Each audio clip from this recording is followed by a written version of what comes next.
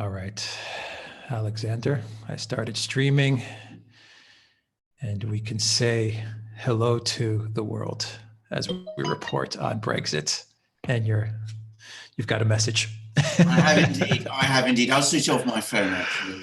All right. Why not? Cool. Why Yeah. not? There's no need to. I'm sure everyone's asking what's going on with Brexit, and Well, indeed, yes. They want your feedback.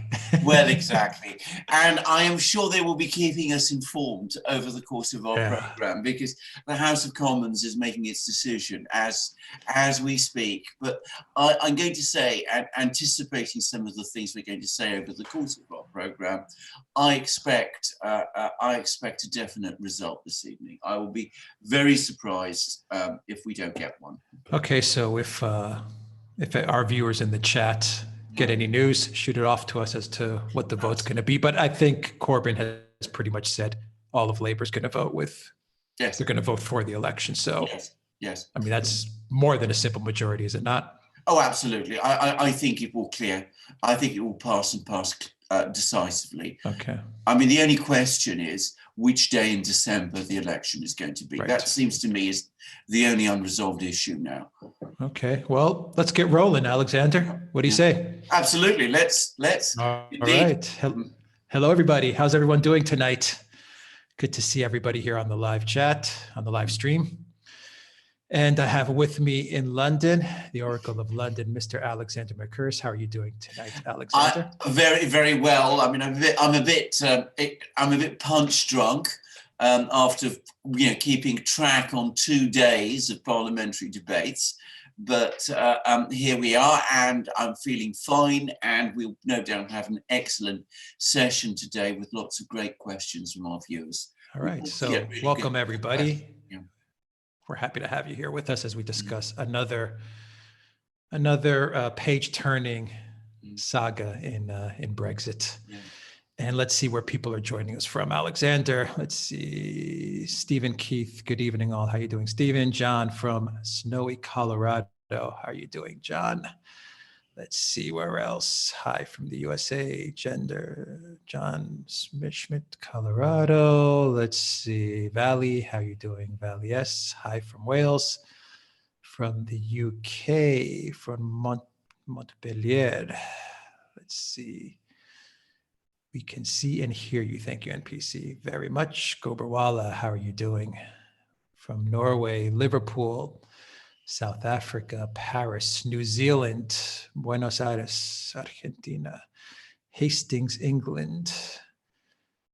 Let's see where else, Alexander. We got people tuning in from Philly, Belfast, Blackburn, West Yorkshire, Holland, Switzerland, Sussex, England, Bulgaria, Zagreb, Berlin, Portugal, Nottingham, Belgium, Florida, Austria, England, Kildare, County Kildare, Ireland, Tasmania, Australia, Austin, Texas, North Korea, Pyongyang, Vancouver Island, Green Valley, AZ, Thailand, LA, Dallas, Texas. All right, let's see. Hello from the future great Nordic nation of the United Sweden, Norway, Denmark, Finland, Iceland. All right, Alexander, on that note, we got a lot of countries in there. Hello from Serbia, Canada. Alexander, let's start with this very simple, straightforward question. Did Macron fold to Merkel? I think the answer is that he did it in effect. I mean, he was holding out for a 15-day extension. He was basically saying that there was no reason to hold an extension, to give an extension. I think there have been all kinds of telephone calls between Merkel and Macron, and between Merkel and all the other European leaders, and they all ganged up on Macron, and Macron was basically persuaded to fall into line. I think that what probably helped him do that is that Boris Johnson, who is his ally, has basically been saying to him that it would not be a huge problem for him if there were a 3-month extension, provided he could get a general election during that period. And what happened over the weekend is that the Liberal Democratic Party and the Scottish Nationalist Party in Britain quietly dropped their opposition to a general election. So I'm getting a sense that some sort of rather complicated deal was done, whereby these extremely pro-EU parties were quietly told by people in the EU that there should be a general election in this December, and that in return, Macron agreed to a 3-month extension rather than be isolated within the EU. And I'm afraid that was a defeat for him, but it's a defeat he can live with. Alexander, is the latest news that we're going to have this extension at the end of January, and now we're trying to fix an election date. Is this good news or bad news? Well, to me, it sounds like bad news, but okay. I don't know. Maybe I'm being pessimistic. Right. It depends very much on what is going to happen next. The first thing to say is that if you want to have Brexit done, and if that's your overriding priority, and I think that's probably true of most of our viewers, then refusing an extension or having a very short extension would have been the way to do it. The only way to get a no-deal, clean break Brexit would have been if the EU had refused an extension, and that would have required Macron holding his ground and saying no extension beyond 31st October 2019. Well, Macron was not going to do that. Boris Johnson didn't want him in the end to do that. And Merkel, of course, was completely against it. So that wasn't going to happen. The other option, the other possible way of getting Brexit done, definitely and certainly, would have been for Macron to refuse an extension beyond 15th November 2019.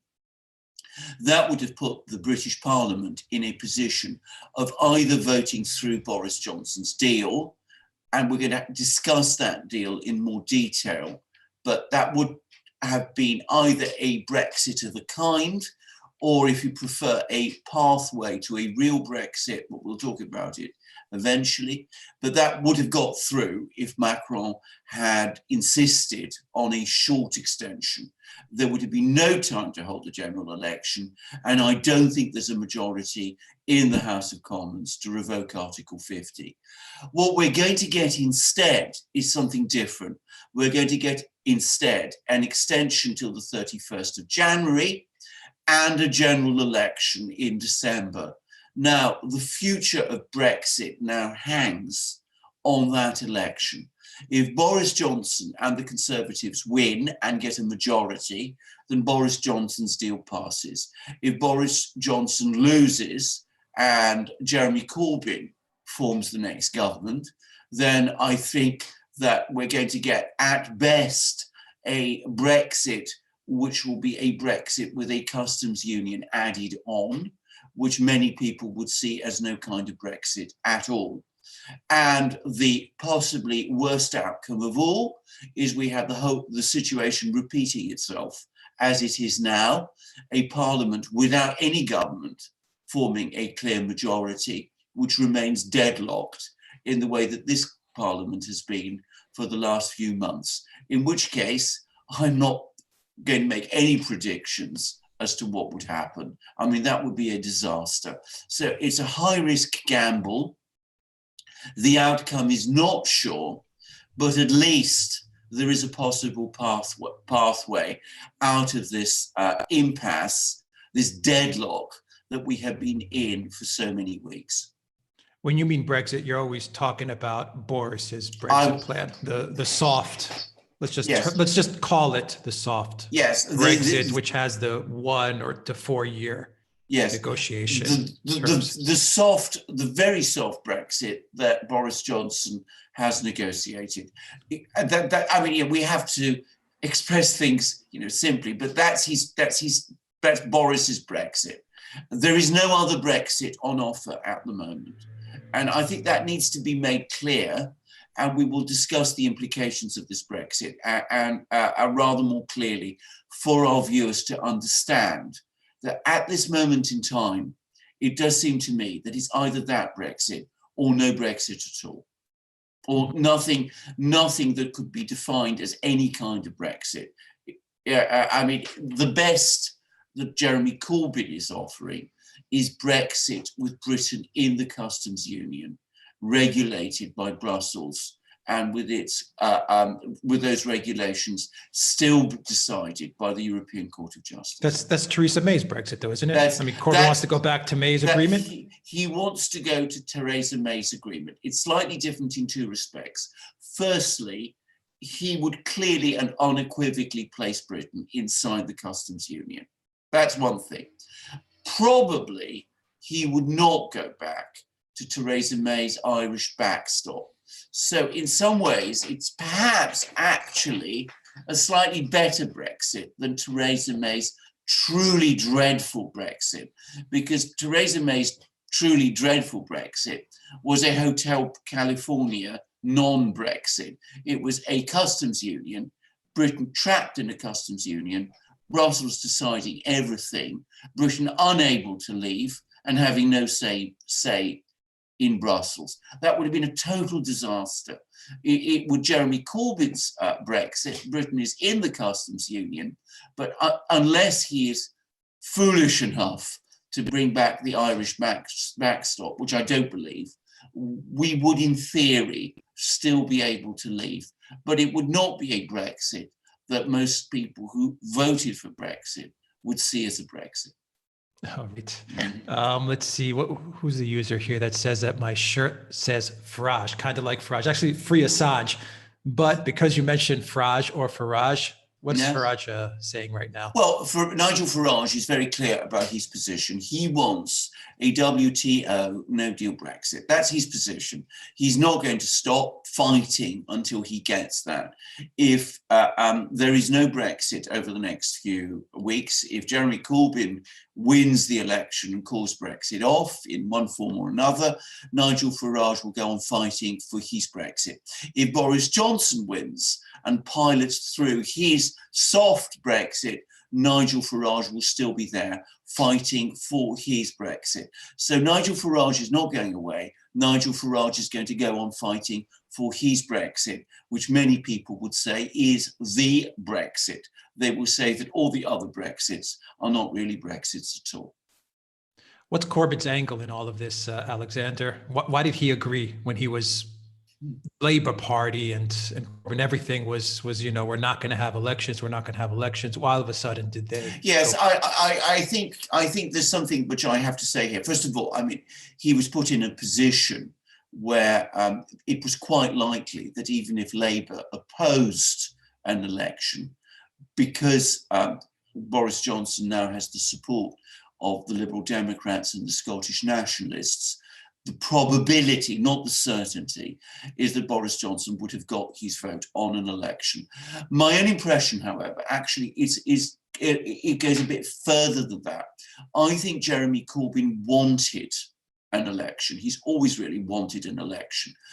His problem is most of the parliamentary Labour Party don't want an election, either because they fear they will lose their seats and Labour will be hammered, in which case they'll be out of a job, or what will be an even worse outcome for some of them, Labour wins and Jeremy Corbyn, whom they collectively detest, becomes Prime Minister. So they didn't want a Brexit. So what happened this morning when, before they were all able to get organised and before the Labour Party's parliamentary managers were going to come along and say to him, we're going to try and find ways of stopping an election today, he just announced to the Labour Party's shadow cabinet that Labour was going to support an election. So in a sense, he actually preempted moves by the Blairites, if you like, the Remainers of the Labour Party,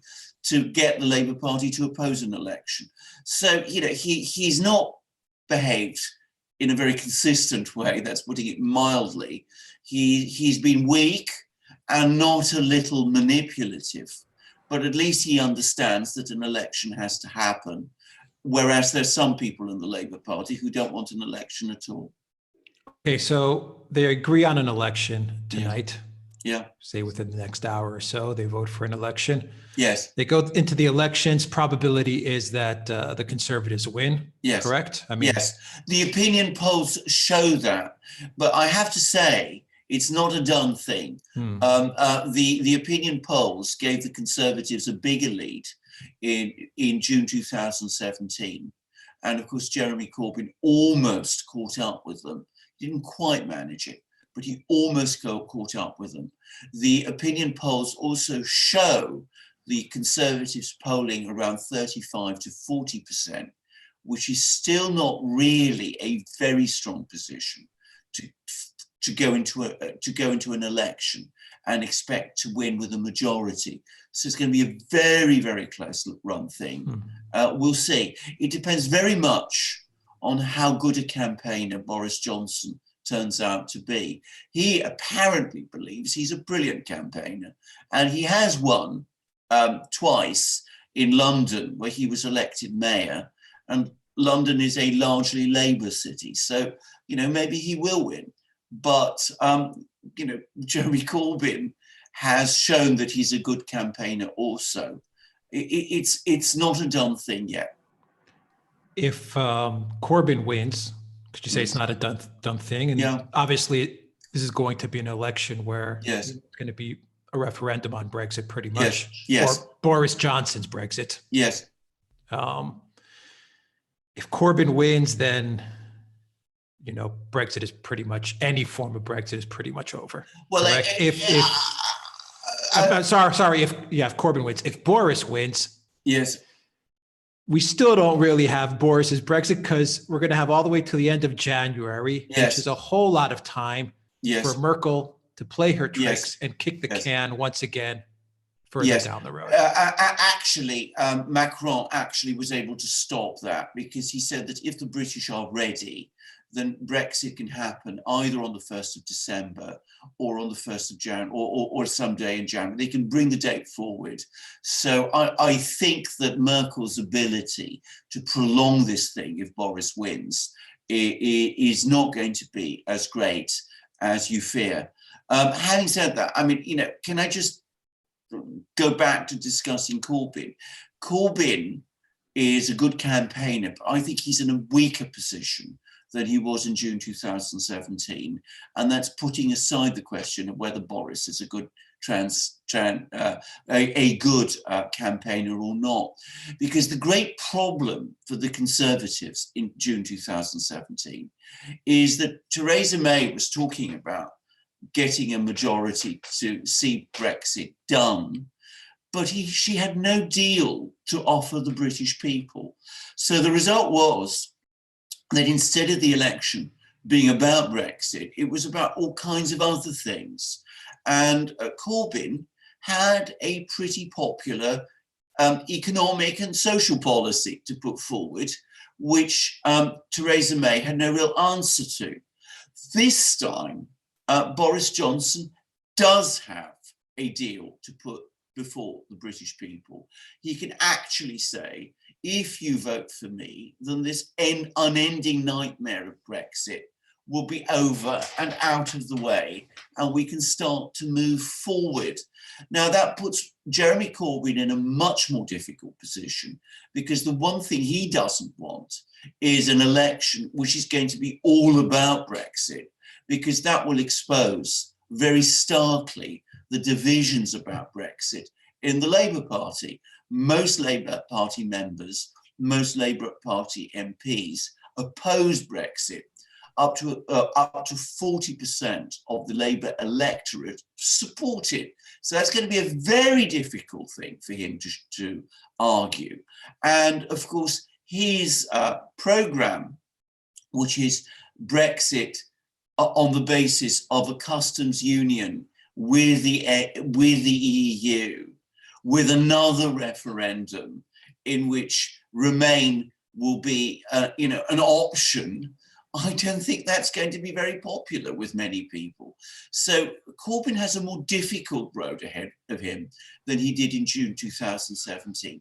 I do think this is very much an election for Boris Johnson to lose. And if he wins, which I think he will, then I think he's in a stronger position going forward to get Brexit done before the 31st of January.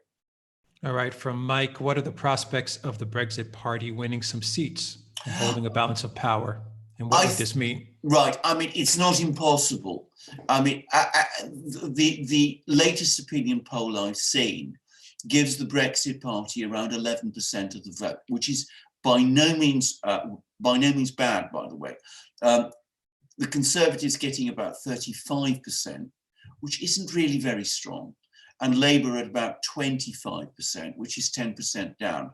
Now, that's a very weak showing for the Labour Party in some respects, but it's only a 10% gap between them and the Conservatives. So in that kind of situation, it's not impossible that the Brexit Party might break through in some areas, not, I think, so much in Conservative areas as in Labour, Leave voting, working class areas.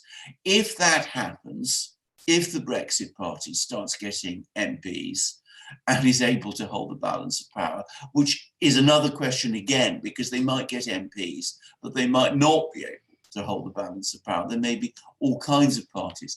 But if the Conservatives and the Brexit Party together have a majority, then it's possible that we might get a harder Brexit than Boris Johnson's. But, you know, we'll see. Does the Brexit party, do they split the Conservative vote or the Labour? I mean, if someone votes for Brexit, yeah, the Brexit party, these are people that are more likely to vote for Boris Johnson or for Corbyn? How do you see that? This is a very difficult question to answer. If we go back to the May 2019 European Parliament elections, the one that happened in May, there is no doubt at all that in those elections, when the only option was Theresa May's truly dreadful non-Brexit, the Brexit Party was undoubtedly taking many more votes from Conservative than from Labour. It was taking votes from Labour, but it was taking more votes from the Conservatives. I think this time round, more Conservatives will vote Conservative than will vote for the Brexit Party, because Boris Johnson is offering a kind of Brexit. So in that situation, it's possible, it's perhaps more likely that the kind of votes that the Brexit Party will be picking up will be working class votes in northern Labour voting constituencies, which voted Leave, in which case they might actually start taking votes from Labour and weaken Labour's overall position, which would help Boris Johnson. So we can't be absolutely sure how this is going to work out. It's very complicated, and the polling is extremely difficult at the moment. I mean, the opinion polls are all over the place, and this is a very difficult election to actually call. Celtic Frost, Brexit Party will take Wales. Well, it's possible. I mean, if they win strongly in South Wales, the working class regions of South Wales, very heavily voted Leave. Traditionally, they vote Labour. I mean, these are, in fact, Labour heartlands. All sorts of famous Labour figures like Aneurin Bevan, Michael Foot, Neil Kinnock came from South Wales and represented Welsh constituencies. So, but this is an area that voted very, very heavily Leave. So if they perceive Labour as a Remain party, which, given the kind of Brexit that Jeremy Corbyn is offering, it's very easy to see how they could. And if this is sufficiently important for them to decide that they're going to vote for the Brexit Party rather than for Labour, then it's possible that the Brexit Party could achieve a breakthrough in Wales. We have to wait and see. Personally, I have to say, I still doubt it. It's highly possible, given the nature of our electoral system, that the Brexit Party could take 11% of the vote and end up with no seats at all. What about North Ireland? Northern Alexander, Ireland. after everything that's happened up to this point. Right. Northern Ireland is a completely different political situation. I predict if there's elections in Northern Ireland, the outcome will be almost exactly the same as the one we've seen up to now. Protestants will continue to support the DUP. Catholics will continue, and Catholics and nationalists will continue to support parties like Sinn Féin and the Social Democratic Party. So we're not going to see any real change in Northern Ireland. Northern Ireland votes in a completely different way to the rest of the United Kingdom. All right. Boris deal isn't leaving, number one. Number two, Parliament will be stuck in limbo forever. This is the fear that everyone has. Well, of course they do. And they're Alexander, absolutely, I mean, this is, they're absolutely. we've seen Merkel do this all the time. I mean, I know. I personally lived it in Greece, where she just kicks the can Absolutely. down the road. Absolutely. 6 months. And Absolutely. she destroys your country in essence. Absolutely. She bleeds your country dry. Absolutely. So, I mean, this is the fear. Absolutely, this is exactly right, and I mean it's so ridiculous actually, because the justification for granting more and more extensions is that the EU doesn't supposedly interfere in its member states' domestic politics. I think people in Greece and Italy and Spain and Portugal would just laugh if they heard that. I mean, of course, they interfere in a grotesque way. The reason Merkel is extending Brexit in this fashion is because she doesn't want to see it happen at all, because the present arrangements suit Germany so well and suit her ultimately very well. So that's what she's all about. But of course, I come back to what I said, the destiny, the fate of Britain is in the British people's hands. They have a difficult election in front of them. They must now decide what their true priorities are. If they want to see Brexit, then they will have to vote for parties which support Brexit. If they don't want to see Brexit, then they can vote for parties which oppose to it. If they don't really care very much about Brexit, then they've got to understand that the likely effect of that is either limbo, this continued impasse continuing indefinitely, or more probably eventually Brexit at all, no Brexit at all. But if I can push back a little bit, Alexander, on what's going on. Yeah. The people in the UK are going to have to vote between Boris is soft Brexit or Labour in government, Corbyn in government. Yeah. I mean, that's essentially the choice. Yes, that is the choice.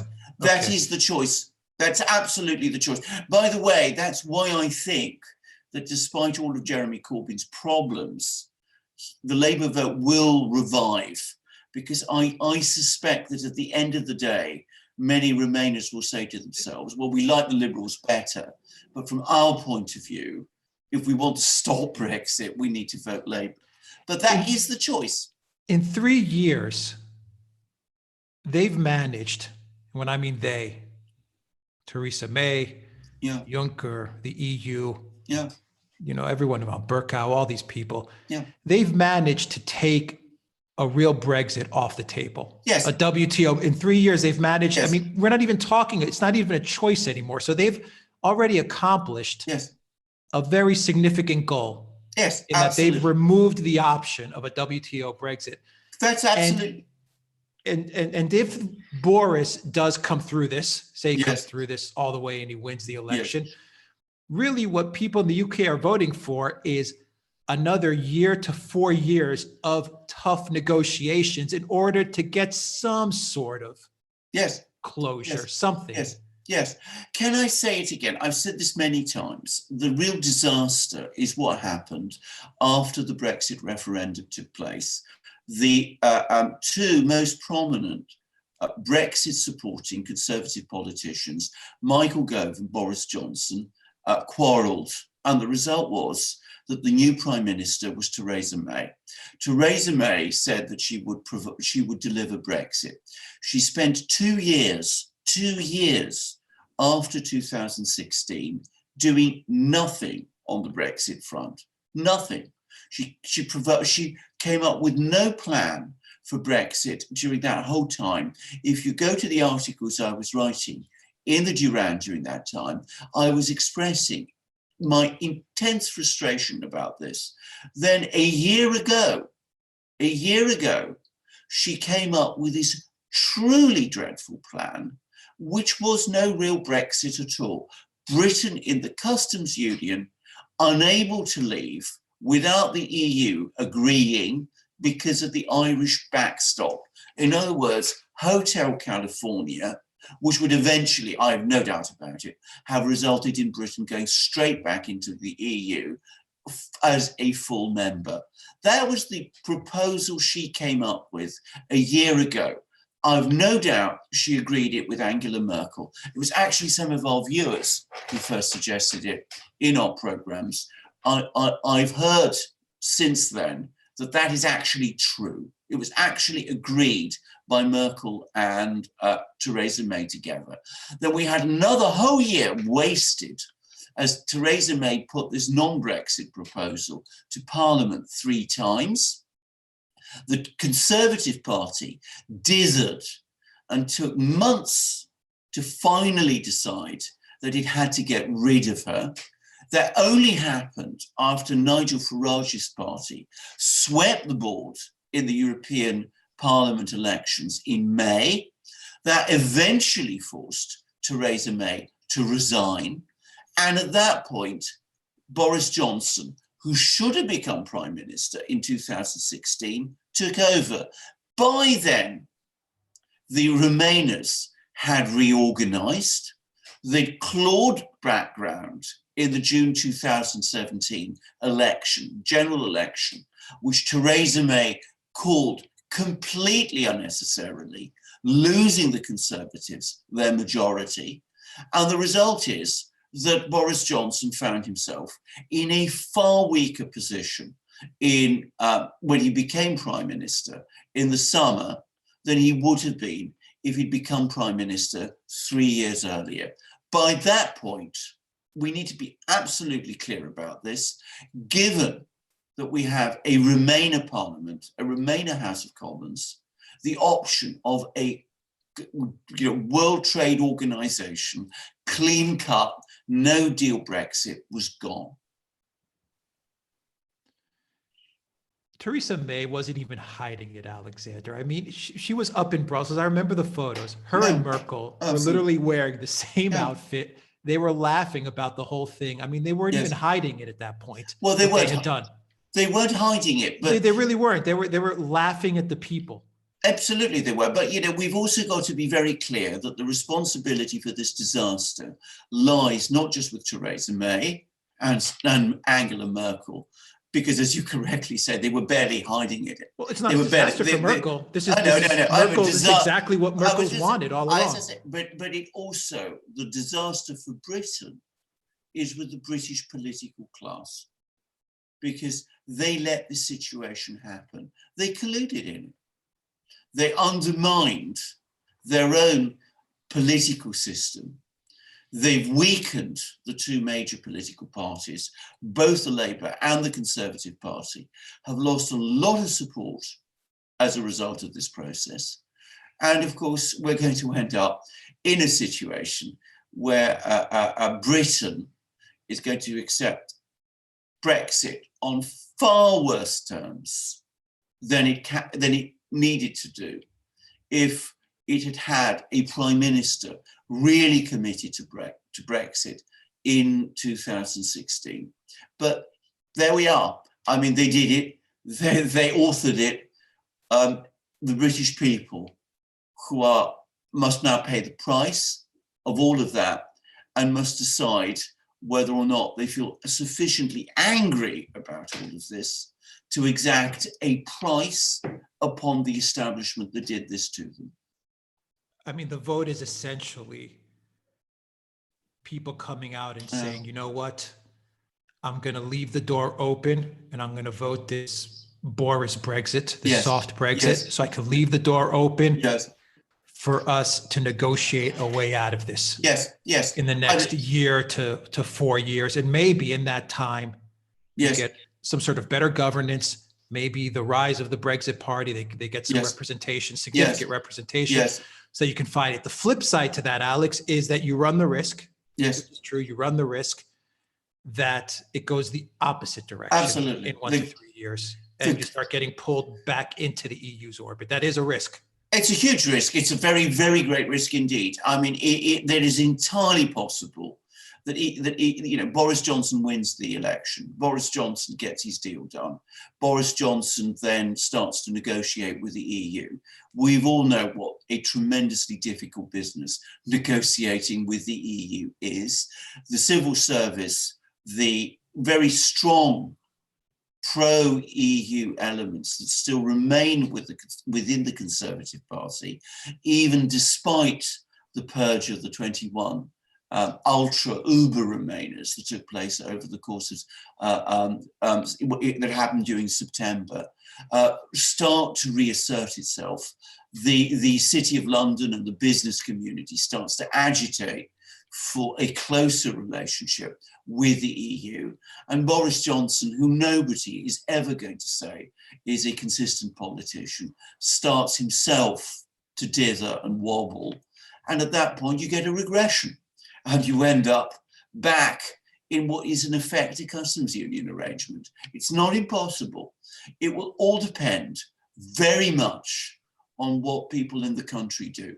If the Brexit Party is still there, if it's still pushing hard for a stronger, harder Brexit, if it's winning by-elections or threatening to win parliamentary by-elections in Conservative seats, because they say that what Boris Johnson has delivered isn't a real Brexit, and that at the end of the day, they still want a harder Brexit than anything that Boris Johnson might be willing to negotiate, then we might get that harder Brexit. But it's going to be a very, very long and hard battle. Whereas, had this thing been handled in a different way, we could have had a real Brexit on the 29th of March. Yeah, things would have been much different today. Yeah, yes, they would have been completely different. But we, as I said, we are where we are. I mean, there's no way that we can see any kind of progress towards the kind of Brexit that those who support Brexit want with this parliament in existence. It will always take steps to try to prevent it. And I'm glad, by the way, you brought up the subject of John Bercow very, very, very briefly, because there's another thing. We are now almost delivered of him. He's due to retire as Speaker on the 31st of October. But at a crucial moment today, he wasn't actually supervising the debates in the House of Commons. And you can already see the difference it made, because hardline Remainers who do not want to see an election in December, they've already got their extension to the 31st of January. They don't really want an election. They wanted to find a way to stop an election so that they could move forward with their plan B, which is to push through amendments calling for a second referendum. That was their agenda. So their plan today was to put forward an amendment to change the voting age from 18 to 16 and to give the right to vote in the coming election to every EU citizen in Britain, irrespective of whether they have British citizenship or not. In other words, to add 3 million people to the voting rolls. This just 2 months before an election is due to take place. Now, they knew perfectly well that if those amendments had passed, Boris Johnson would have had no option but to cancel the election entirely, and we would have been left in a situation where there would have been no progress at all before the 31st of January, when there would have been another extension, presumably. But Bercow was not in the chair.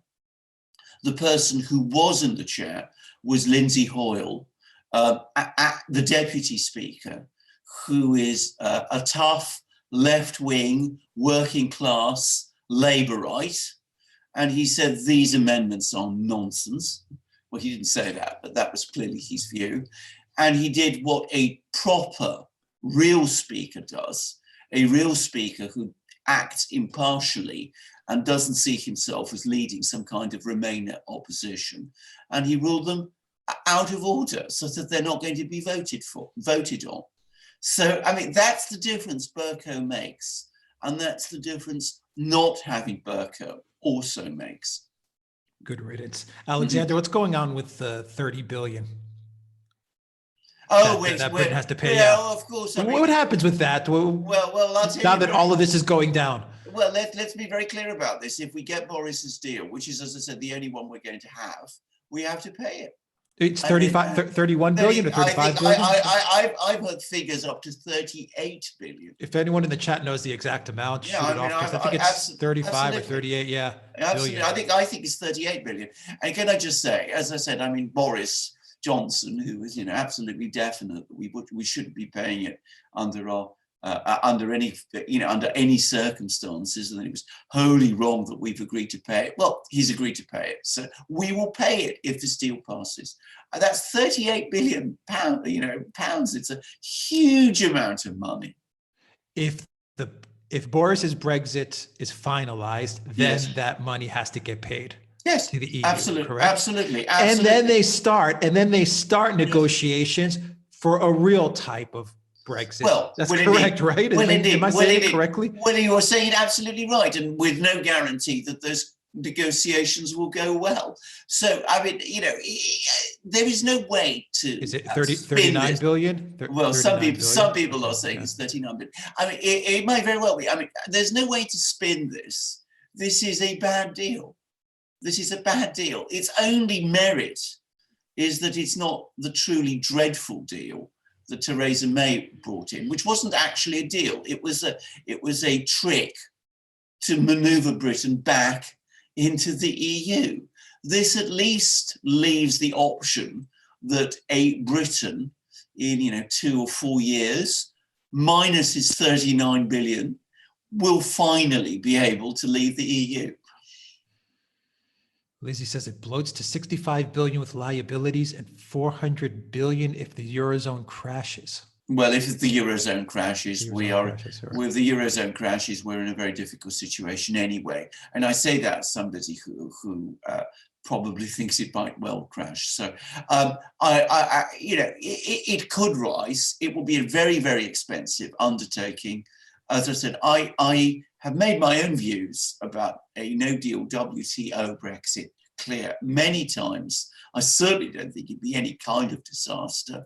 I am absolutely sure that if that's what happened, Britain would rapidly adjust and its economy would prosper and grow. But I come back to this point, which I make again.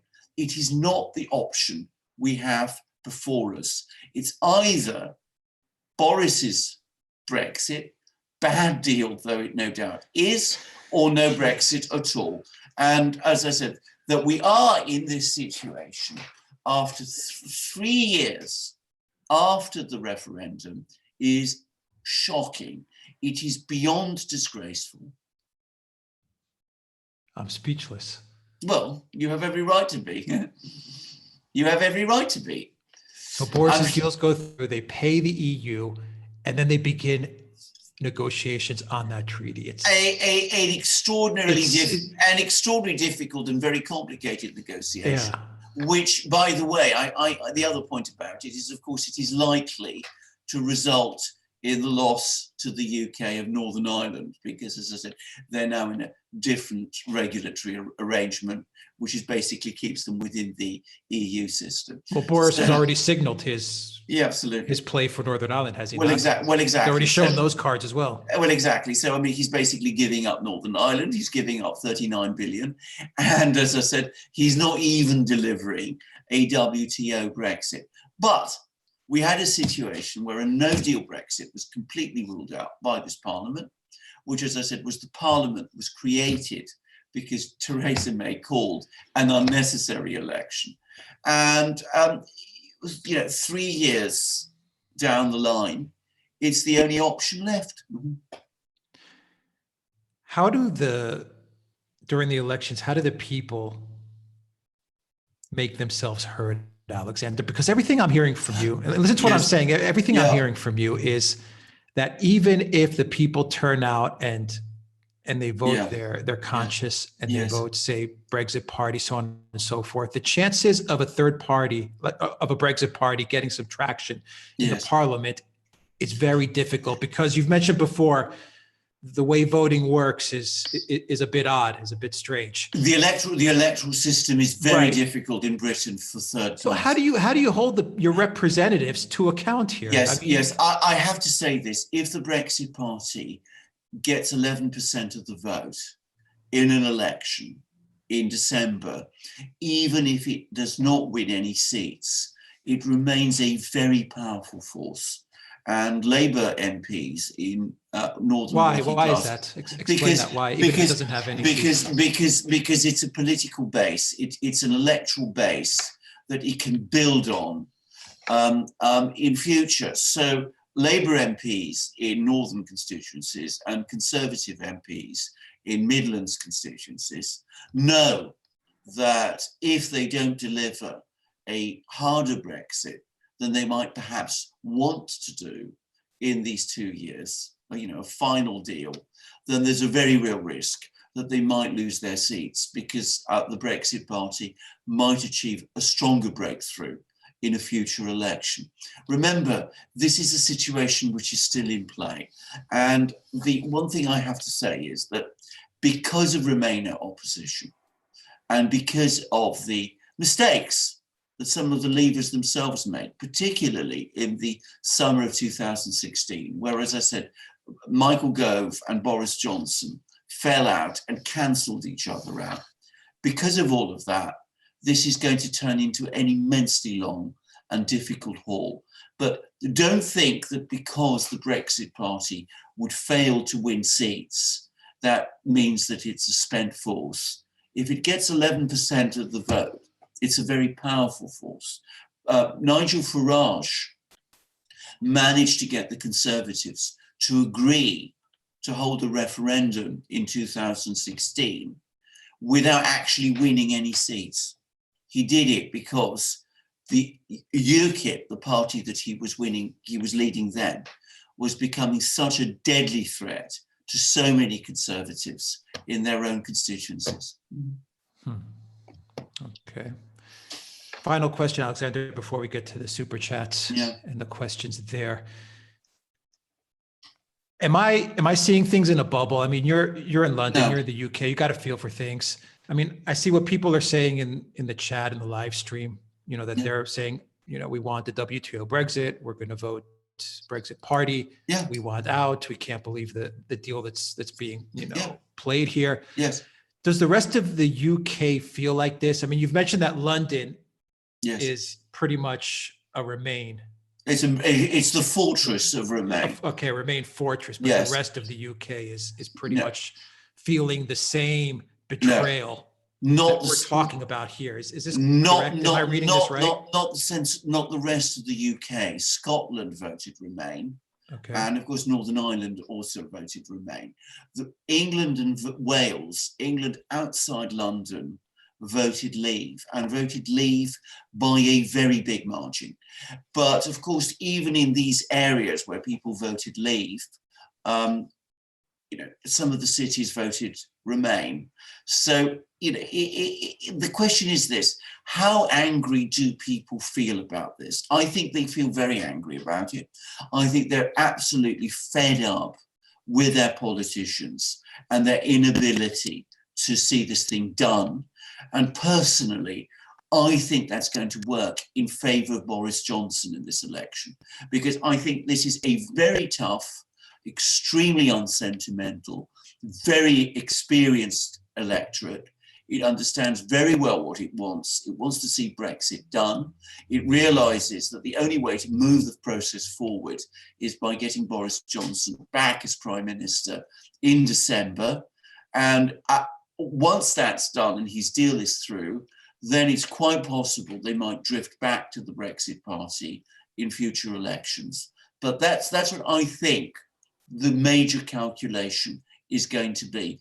Boris Johnson is going to campaign in this election as the man who is going to get Brexit through, or at least a form of Brexit through.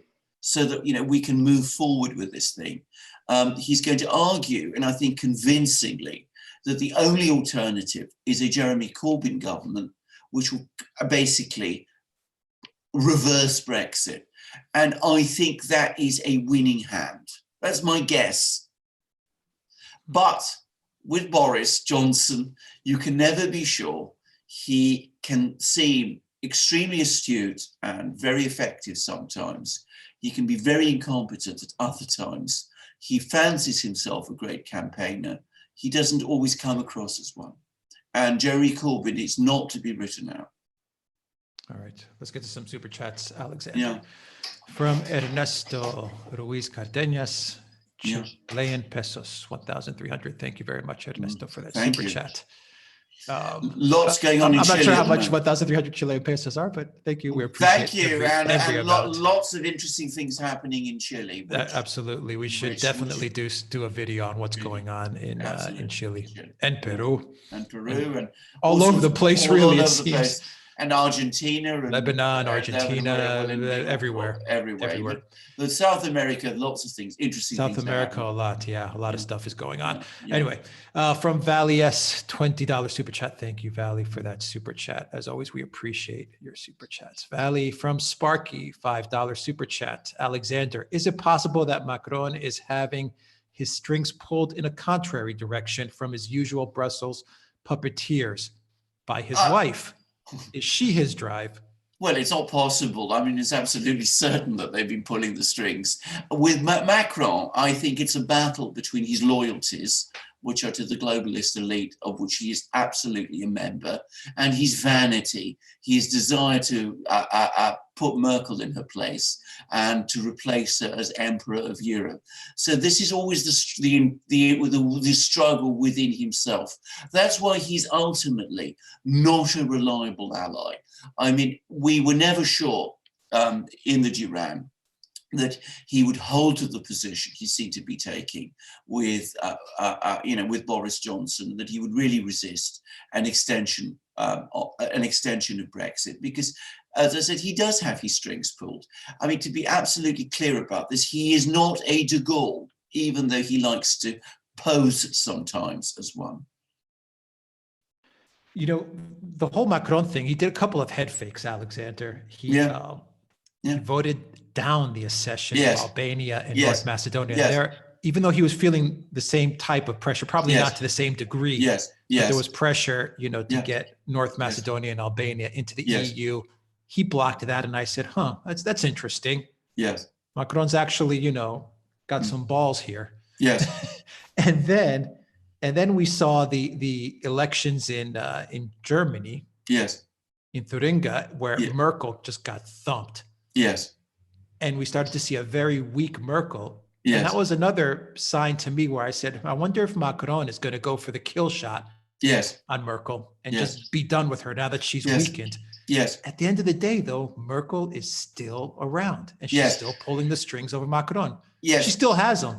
Yes, you see, this is exactly the point, because you see, if Macron was a really powerful, strong-minded leader, he would have made the calculation that you've made, which is that if he votes down an extension or limits it to 15 days, which it was within his power to do, that is the killer blow.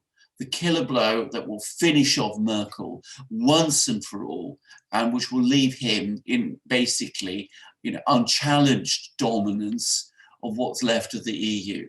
However, I suspect that Macron, who is a much weaker person, probably made the opposite calculation. He says, well, there's no need for me there's no need for me to take on Merkel now, because it's quite likely she'll be gone in December anyway, because the SPD is going to pull out of the coalition then. We've just done a video on all of this, by the way, which I think will be coming out fairly soon, where we analyse the vote in Thuringia. But this is exactly the kind of thing that a weak person does. So where, a really tough leader goes for the killer blow, a weak leader finds excuses or reasons not to. And Macron found the excuses and reasons not to. Yeah, I think Macron has shown now that he's the weak the weak link in the whole, EU power play now. And Well, yeah, I mean, he's not gonna come back from this. No, He's not gonna come back from he's this. not. He's aspiring to a position that it's not within himself. He doesn't have it within himself to achieve. I mean, France. He could have shocked the world. Absolutely, He could have shocked the world absolutely, if he had absolutely, voted, if he had taken on Merkel. I mean, He didn't. absolutely. France has its problems, but it's still a strong country. It's got many problems, many great problems, but as I said, it's still a strong country. He could have used France's position to assert himself and to establish himself as the leader of Europe, but he didn't do it. He didn't have the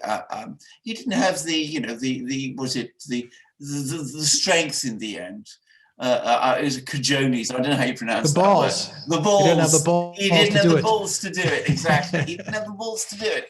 And I think we're going to see this all the time with Macron, by the way, even after Merkel goes, that he'll talk a big talk. He'll come up with all sorts of grandiose plans. He'll make a huge theatrical pitch. But when the moment comes, he'll run away. Yeah. All right. From Darren Alevi, super chat, £2. Will George Galloway defeat Tom Watson? Well, we'll see. I mean, I should say, by the way, to those who don't know, Tom Watson is the deputy leader of the Labour Party. I find him a most sinister figure. He's one of these people who's made a name for himself by involving himself in all sorts of inquisitions of people. So he was very much involved, for example, in promoting allegations that there'd been mass paedophile abuse by right-wing politicians, all on the basis of evidence of an informer, which turned out to be completely false, but which resulted in all sorts of people being questioned in a most brutal way by the police. He's also intrigued against his leader, Jeremy Corbyn, relentlessly, trying to use the issue of anti-Semitism to try to do that. And he's also persecuted all kinds of people in the Labour Party, using that as a pretext, Labour Party members and who support Corbyn. And last but not least, he is an arch extreme Remainer. He's one of those people who's been pushing for a second referendum before an election takes place. So I've never liked Tom Watson at any time in his political life. If George Galloway can get rid of him, well, that would be wonderful. I'm afraid I don't really think it's likely. But, saying that, George Galloway has my, absolutely. I mean, he's standing, by the way, I believe, as a Brexit Party MP. I'm not sure about this. I think you're right. Yeah. And if I can just give a plug to someone else who's been in touch with me, Mitch Feinstein, who is the finance person that many people might be seeing on. He appears on things like the Kaiser Report and all sorts of things, and he writes all sorts of very interesting things. He's also standing as a Brexit MP in, I think, a London constituency. And I mentioned this because he's not getting any publicity.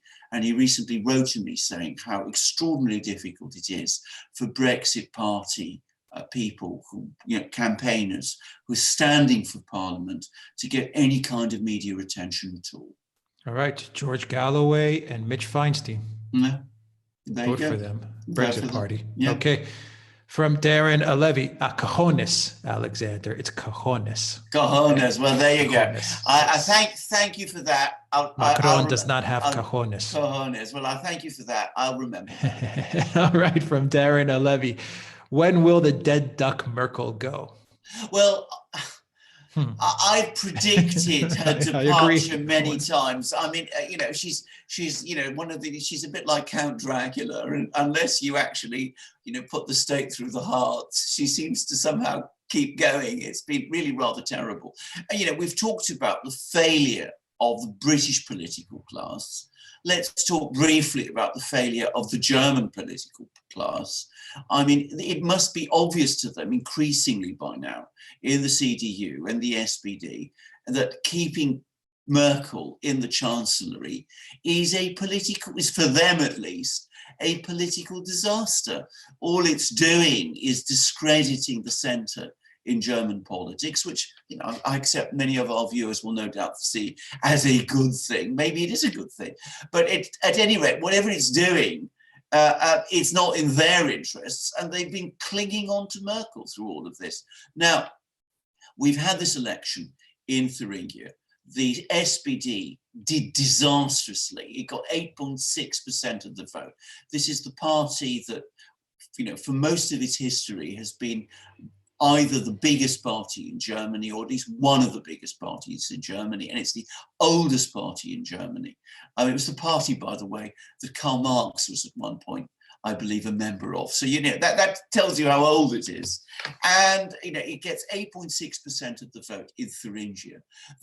Merkel's CDU gets just over 22% of the vote in Thuringia. This is a place where Merkel, the CDU, has used to be, you know, the dominant party. Now, the talk is that the coalition, Merkel's government, is finally going to fall in December, and at that point, if the SPD pulls out of the coalition, then at last, finally, we will see her go. But what a disastrous legacy she will leave behind her. Yeah, what a disastrous legacy, that's for sure. All right, from Sparky, Super Chat. Could vetoing Brexit to increase Emmanuel's power be Madame Macron's idea? Can wives have even more control over their husbands than globalists? Alexander, is it your birthday coming up soon? Oh, no, not yet. March is my birthday. Okay. Yes, no, not yet. But people saying happy birthday? No, March, well, guys. March. Well, March. I know. Yes. Anyway, back to the super chat, Alexander. Absolutely. Could vetoing Brexit to increase Emmanuel's power be Madame Macron's idea? Can wives have that kind of control over their husbands? Well, the answer is they do, and she's believed to wield enormous influence over her husband. But my own impression of Macron is, yes, he is certainly somebody who is susceptible to influence. He's undoubtedly somebody who is very much mixes with, you know, globalist, elitist circles. I'm not afraid to use those words, by the way. I think they accurately describe the nature of these people. He's very much a person who operates in the sort of gilded world of these globalist elites in Paris. And if you know Paris as well as I do, you will know how gilded they are. And his wife is a part of that. But as I said, at the same time, he aspires to be a bit more than that. He wants to be the emperor. And there's always, it seems to me, this conflict between him. But ultimately, he's not a strong man. And people who are not strong are vulnerable to manipulation. And who knows? I mean, I'm not obviously privy to the bedroom secrets of the Macrons, but it's entirely possible that Madame Macron wields great influence over him. Yeah. She's the one with the money, by the way. I don't think any of us want to be privy to what's going on with the Macrons in the bedroom. But Alexander, we have from Bottle Cap is saying some news here. Change the date of early elections to 9th of December. Yes, 295. No, 315.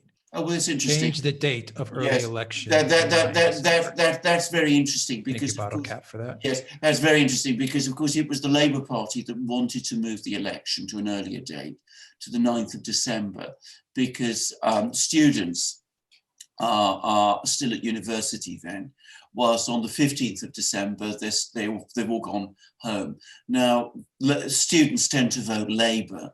So having them at university, you know, in big blocks, is thought to favour the Labour Party.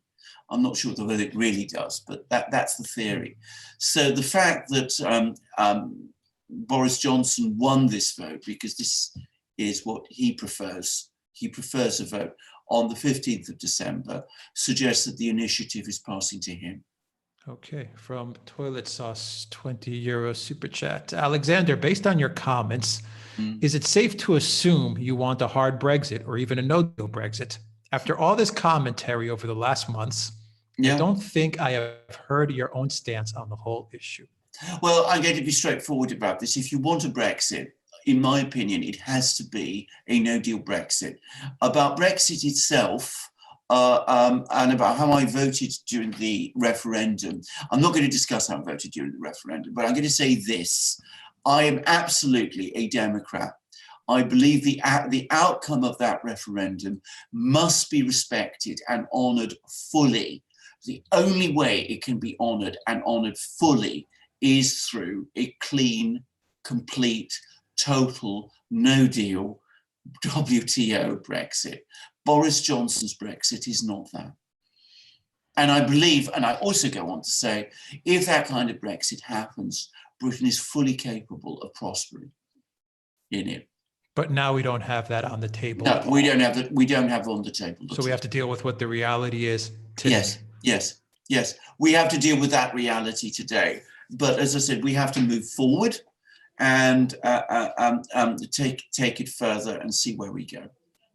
Okay, another super chat from Toilet Sauce, €2 super chat. Never mind, he just stated it. Okay, thank you for that super chat, Toilet Sauce. Probably something you already answered, Alexander, during the live stream. From Darren Alevi, super chat £5. If Corbyn loses the election, do you think he will try to stay on as Labour leader? Good question. I don't think. I'm sure he won't. I think if he loses the election, he will resign. And John McDonnell, who is his closest political ally and who would become Chancellor of the Exchequer, Finance Minister, if Corbyn forms a government, he's also said that he will resign. I mean, he said that, so I expect them both to go. John McDonnell is not somebody we've discussed very often. He's a very, very important Labour politician. He's a left-wing politician, rather scholarly and intellectual, has until fairly recently been on the more Leave side of things, but he has drifted very, very much towards the Remain camp and dragged Corbyn behind him. Mm-hmm. Many people think of McDonnell as the brains behind Corbyn. Does Corbyn have any kind of successor lined up, or is there a chance that Blair can come back? No. I mean, no. Blair is not. Blair's completely out. I mean, he's not in Parliament. So I mean, but he does pull a lot of strings. He pulls a huge amount of strings. I mean, he is extremely influential over the Labour Party. I mean, to be absolutely frank about this, most of the members of the Parliamentary Labour Party listen to what Tony tells them. They're far more willing to listen to Tony Blair, as they call him, between themselves, than they are to Jeremy Corbyn. I mean, he has their loyalties, Corbyn doesn't. All right, super chat, $10 super chat from Balakrishna Sastry. Will the Conservatives try for a pact with the Brexit Party, especially in Labour strongholds? Seems like a win-win strategy. Yes, they've ruled it out. And the reason they've ruled it out is because there's still powerful Remainer elements within the Conservative Party who basically told Boris Johnson that he, at a time when he depended on their support, that support depended on him ruling out a pact with the Brexit Party. So it's not going to happen. And I think that is going to cause the Conservatives many problems, because in some of these Labour Party heartlands in the north of England, it's very difficult to see Conservatives winning, because working class Labour voters are very unwilling to vote Conservative, whereas they might be willing to vote for the Brexit Party. So if the Conservatives stood down in those seats and let the Brexit Party candidate stand directly against the Labour Party, there would be a much bigger chance of Labour losing those seats than there would be if these two parties squared off against each other. But the reality is there's not going to be a pact because it's been ruled out. Okay, from Darren Alevi, £5 super chat. Can you please think of selling a Michigan mug? Your dog is beautiful. Thank you. He would be not only Michigan, it's also Solveig. I should explain. I'll just say quickly something about their names. My wife is an academic and she teaches literature. She's actually the head of English at an English university. and she's given them names out of literature. So Mishkin is named for Prince Mishkin, who is a character in Dostoevsky's novel, The Idiot. And Solveig is named after Solveig, who's the girlfriend of Peer Gynt in a play by Henrik Ibsen. So these are rather exalted names for two dogs, but I love them very much. And I will certainly pass on your suggestion of a Brexit mug, of a Mishkin mug, rather. A Brexit mug also possibly, but a Mishkin mug to Alex. Well, right here. There we go. There we go. Suggestion noted. All right. From Graham Murphy, will Tories go into government with Brexit Party? You just well, right. Okay. Okay. Let's look at a different scenario. The Conservatives win the election without a majority, but we get 20 Brexit MPs. Probably not going to happen, but let's theorize. Let's imagine that happens. It's not impossible. And Brexit Party and Conservatives together have a majority. I think in that situation, some kind of understanding between those two parties would be reached. That's my view.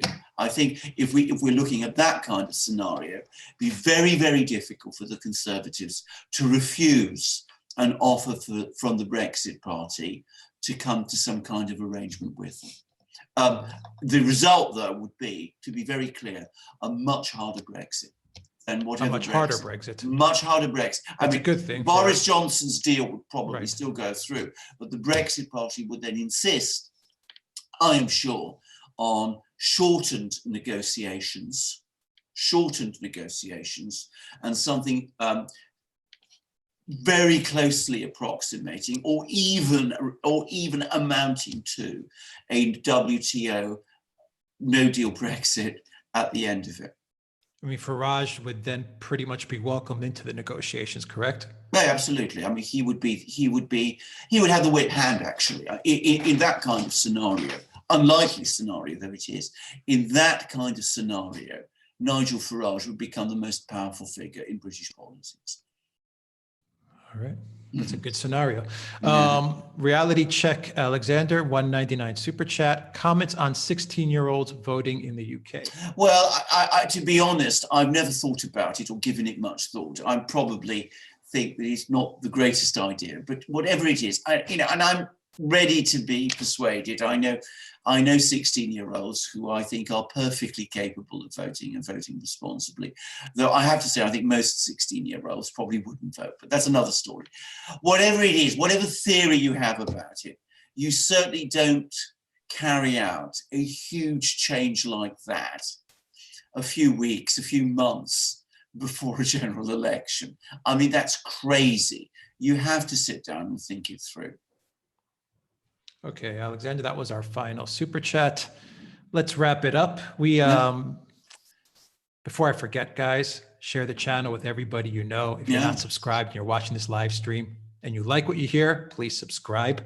And go to our shop and buy our nice things. We got mugs, we got shirts free Assange. Let's not forget Assange. No, it's absolutely not.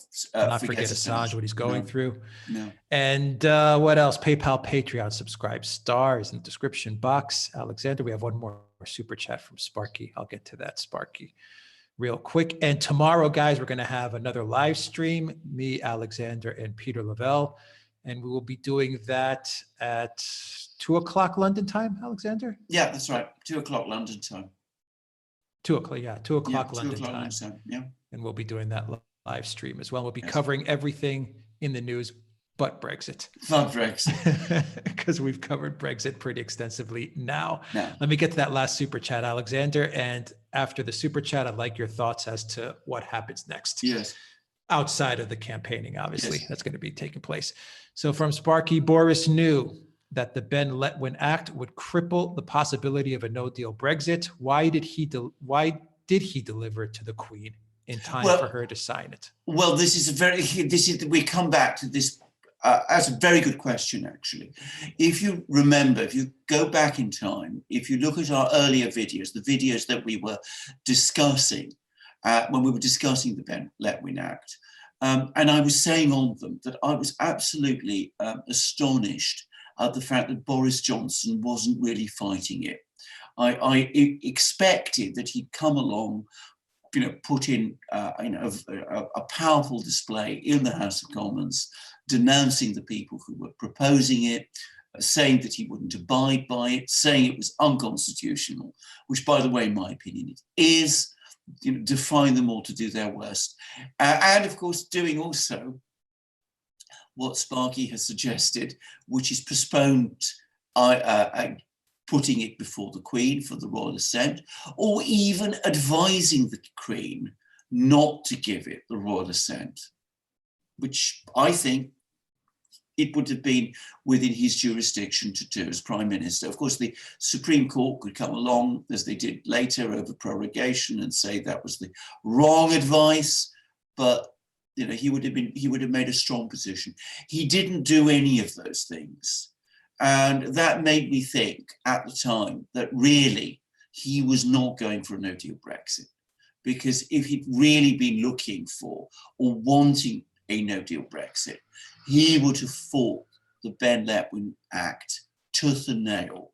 Instead, he not only allowed it to go into law, but he sort of complied with it. I mean, he sent this letter to the EU saying that he wanted Brexit, asking for a Brexit extension. He qualified it by having all these side letters, but he actually did it. So at the end of the day, it's quite clear that what he always intended was to have a deal, and now we've got that deal. He's a cunning guy, Boris Johnson. He wanted his deal. He didn't want the WTO. Exactly.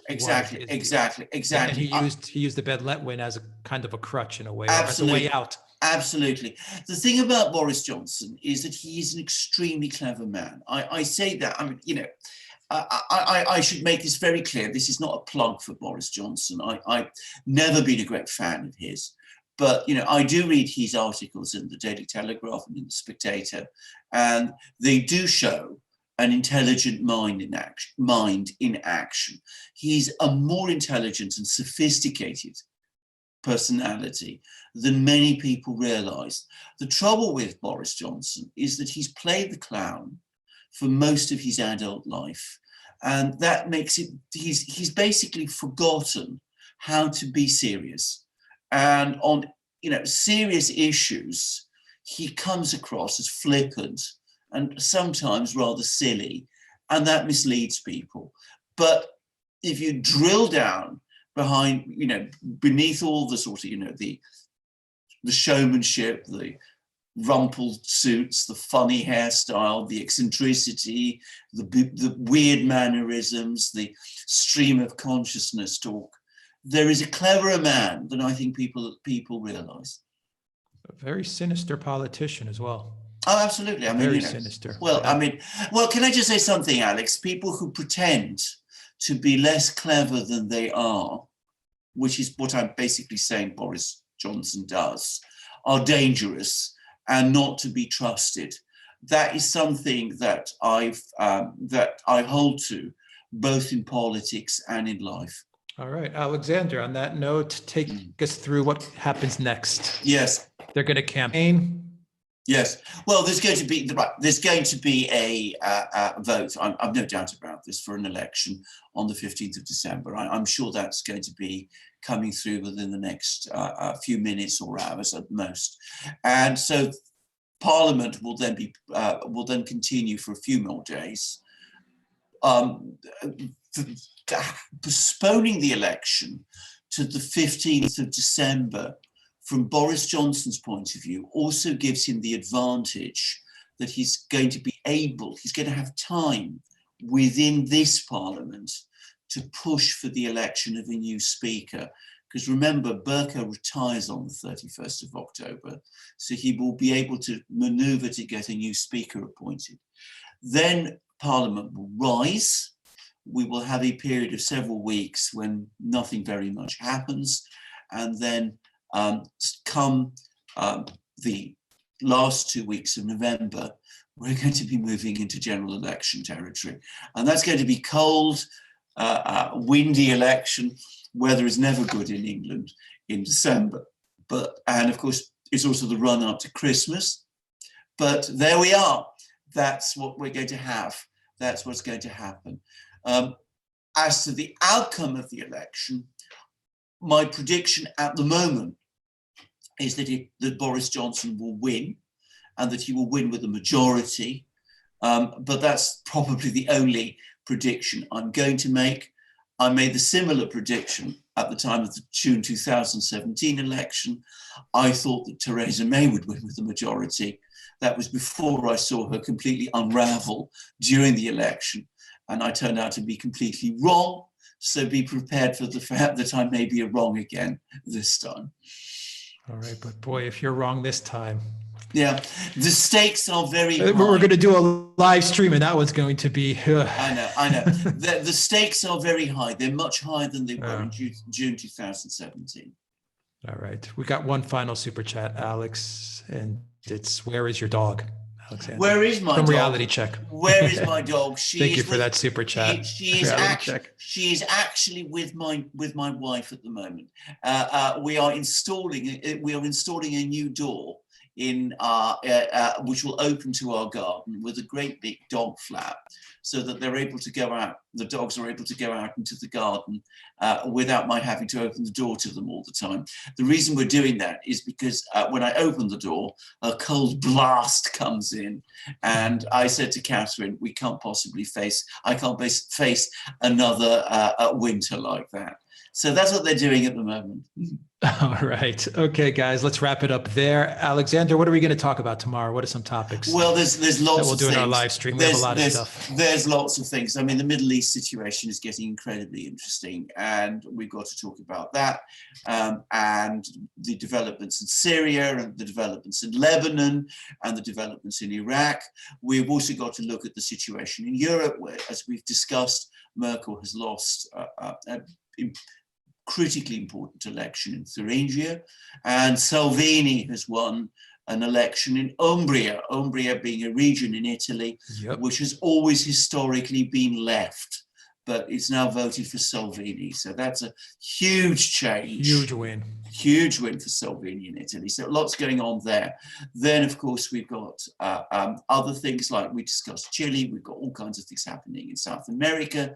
And, of course, we've got this impossible, incredible, dreary business in the United States with Ukraine Gate and all its horrors. So we will no doubt... The stupidest news story you could possibly formulate. Well, indeed. And can I just say again? I mean, we've talked about in this program we've just done, in this live stream we've just done, about the failure of the British political class and the failure of the German political class.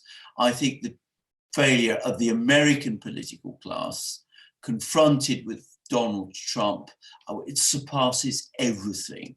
I mean, really, that a great country, a superpower, a hyperpower like the United States could allow itself to be distracted by such complete and utter nonsense as Ukraine Gate is, coming after Russiagate, I mean, just astonishes me.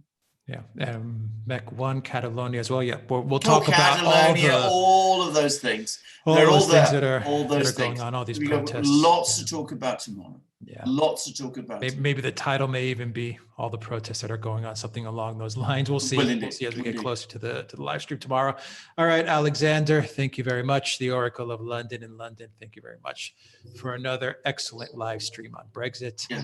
Thank you, everybody who joined us for this live stream, and thank you for your questions, for your super chats. Everyone that hit the like, everyone that's sharing the channel, we really appreciate everything you're doing for us, and we hope that you appreciate our work as well. We are trying hard, Alexander, to get the news out. There's just a lot of stuff to cover. Absolutely. But we're going to continue to try and do as much as we can. Indeed. All right. Okay, guys. Take care wherever you are in the world, whether it's morning, afternoon, evening. Have a great day, and we'll see you live tomorrow. Me, Alexander, and Peter. We will be doing a really good live stream tomorrow as well. Take care, everyone.